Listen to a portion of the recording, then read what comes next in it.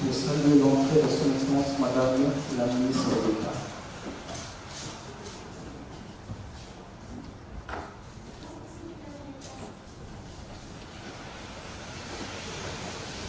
Comme une première prise de contact après si longtemps, c'est peut-être une bonne façon de se rencontrer à nouveau. Et évidemment, on va voir comment on pourra accommoder les demandes pour les réunions individuelles.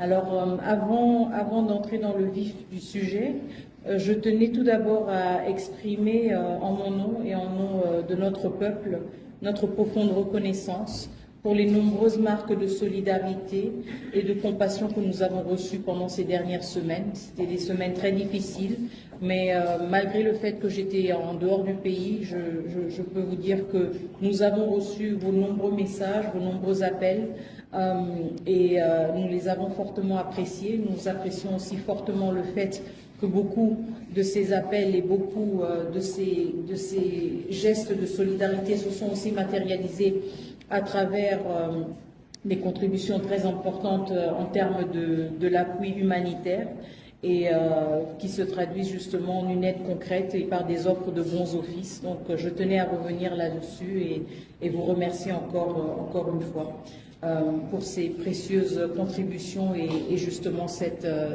démonstration continue de solidarité.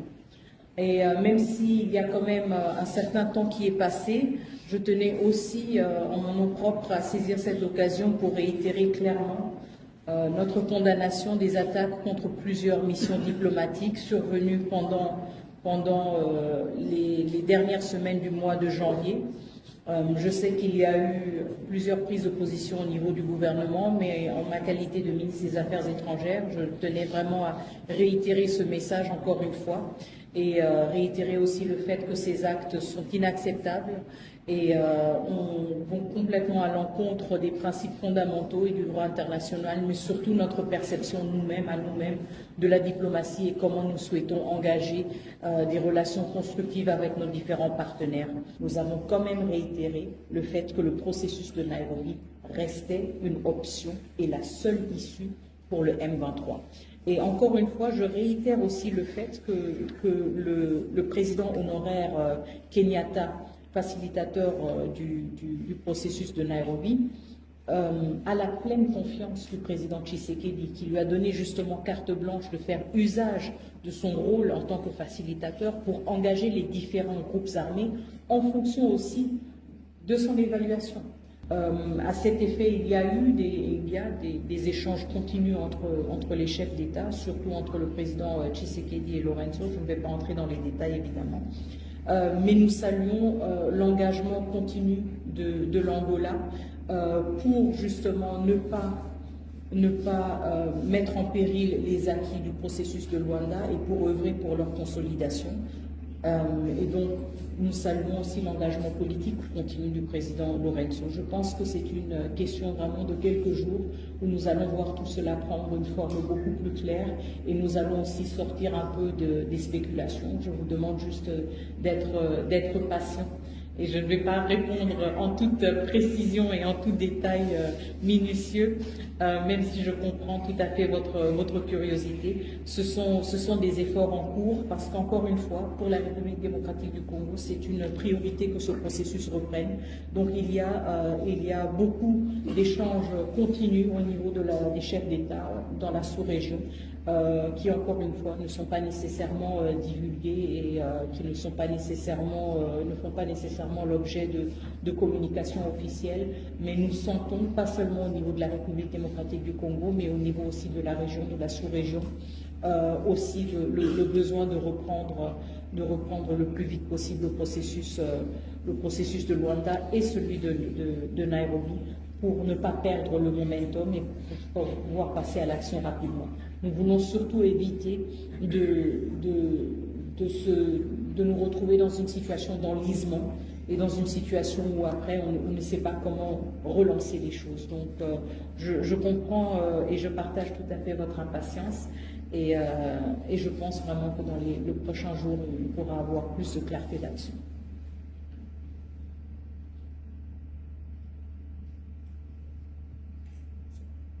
Et je sais qu'il y a une activité de la présidence qui est prévue dans quelques minutes, donc je ne vais pas vous retenir plus longtemps.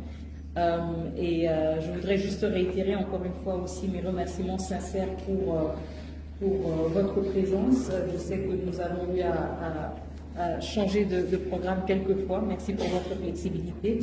Et j'espère qu'on pourra se retrouver dans ce format ou dans un format différent dans les prochaines semaines. Je voulais aussi dire un dernier mot par rapport aux sanctions. Désolé, il m'a échappé pendant que je faisais le point. Je voudrais exprimer aussi notre reconnaissance justement pour la prise de position très forte que nous avons vue de certains pays par rapport aux sanctions pour lesquelles nous avons plaidé, nous continuons de plaider. Vous vous souviendrez qu'au niveau du Conseil de sécurité, nous avons insisté sur 5 actions prioritaires, à commencer par d'abord des sanctions individuelles pour responsabiliser les membres de la chaîne de commandement qui commence à Kigali et qui finit au nord Kivu, maintenant au sud Kivu. Il y a une responsabilité qui doit être attribuée à des individus.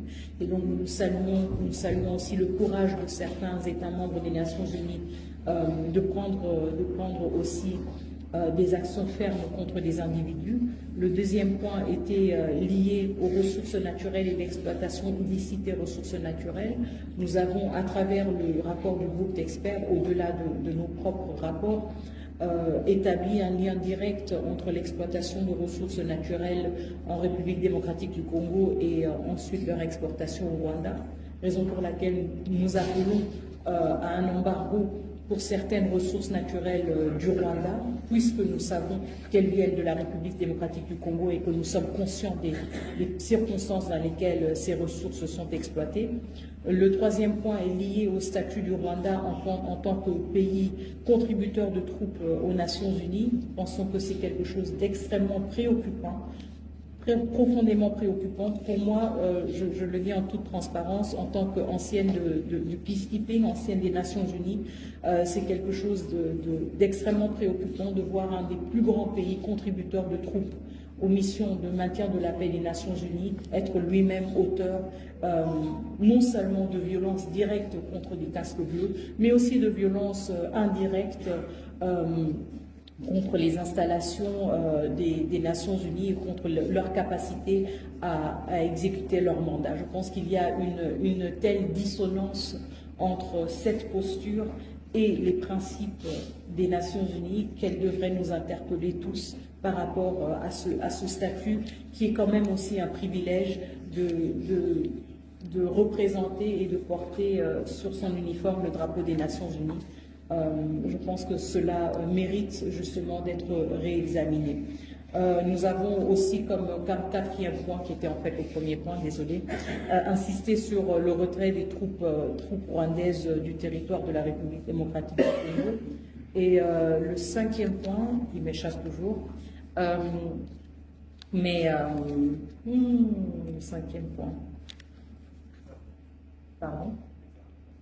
Ah, très bien, la traçabilité des armes, justement. Donc, vous vous souviendrez aussi, surtout pour ceux qui suivent la République démocratique du Congo et sa péripétie au Conseil de sécurité depuis plusieurs décennies, vous savez aussi que la République démocratique du Congo était sous embargo d'armes, mais aussi plus tard dans un système, si vous voulez, de notification obligatoire pour tout achat d'armes. Et c'est ce que nous exigeons par rapport au Rwanda. Il ne s'agit pas d'un embargo d'armes, mais il s'agit d'une meilleure traçabilité de ces armes. Donc il s'agit aussi d'utiliser des instruments que le Conseil de sécurité a eu à utiliser par le passé dans la région des Grands Lacs pour assurer une meilleure traçabilité des armes. Nous voulons avoir une plus grande transparence et être mieux en mesure de retracer les armes qui se retrouvent en RDC par rapport à leur achat, et nous pensons que cette obligation de notification serait un instrument important pour assurer cela et pour assurer une plus grande transparence. Donc c'était un peu les 5 points sur lesquels nous sommes Nous sommes revenus plusieurs fois au niveau du Conseil de sécurité. Nous nous réjouissons du fait que certaines déclinaisons, si vous voulez, de ces points de plaidoyer ont été repris dans les décisions individuelles de certains États membres, aussi dans la résolution du Conseil de sécurité, et cela nous réconforte justement dans la pertinence de ces démarches.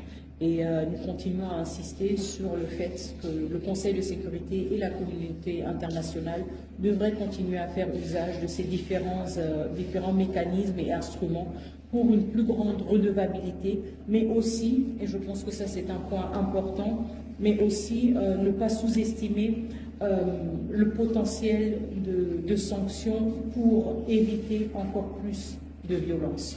Donc certes, les sanctions sont rétroactives parce qu'elles sanctionnent un comportement, mais en même temps, elles ont aussi la capacité d'être préventives et de prévenir encore plus de violations, encore plus de violences. Et c'est un point sur lequel nous avons insisté et sur lequel nous revenons souvent.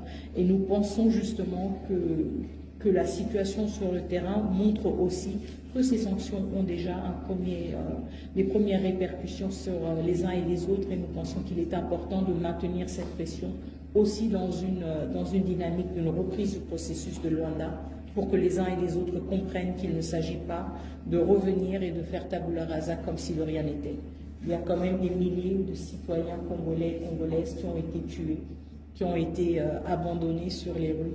Nous avons vu des scènes horrifiques, nos téléphones, et je suis sûre que c'est le cas pour certains d'entre vous, nos téléphones sont pleins de vidéos, d'images atroces. Je pense que nous sommes tous aussi dans le souci de gérer tout cela d'une manière ou d'une autre, aussi psychologique, mais nous ne pouvons pas dissocier justement toute perspective d'une relance d'un processus diplomatique de cette réalité-là aussi, de cette atrocité que la ville de Goma et la ville de Bukavu ont vécu. Et donc l'aspect de la redevabilité est extrêmement importante et nous insistons là-dessus. Merci beaucoup, je vous souhaite une excellente journée et à très bientôt, dans d'autres formats certainement. Merci. Merci beaucoup. L'assistance qui est de devoir sur lequel vous saluez une sortie de son excellence par la historique.